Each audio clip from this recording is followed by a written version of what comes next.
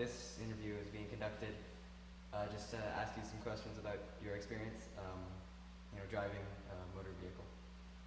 Okay. Have you ever been in a motor vehicle collision? Yes, not several times, but different times. Yes, I have been. Okay. Could you describe the driving conditions to me? Okay, I was in Indianapolis, Indiana in the winter time, driving on the main highway during a very heavy snowstorm.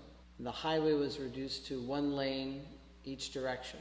And people were moving maybe 30 miles an hour, 35 miles an hour.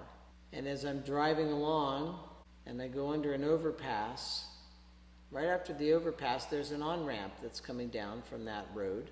And I see that there's a car coming down the on-ramp at a speed about the same as mine. And I'm not sure if they're going to wait for me or if they're expecting me to wait for them. And I have to change lanes to avoid them because they're coming in right next to me and they're about to pull into the lane where I am. So I, as carefully as possible, begin to change lanes over, and I lose complete traction on my tires. I take my foot off the accelerator and it doesn't matter. I'm just sliding right off that lane and right into the center median, and snow plowing up in front of me and the car sliding sideways, and I come to a stop. And as I get out of my car and look around to see my condition, I notice up and down that median of the highway several cars who've accidentally slipped off into the median or gone too fast and slipped off or got forced into the median the same way I did. Were you injured in the collision? I was not, fortunately. It was very fortunate. If it could easily have resulted in injury. Were there damages to your car after the collision? And a lot of snow piled up, so it loosened the oil tray a bit. They towed me and then tightened it up, and then I got back on the road. I was not able to contact the other driver who forced me off the road because they just kept driving on. They didn't stop. What do you think could have been done by you to prevent the collision?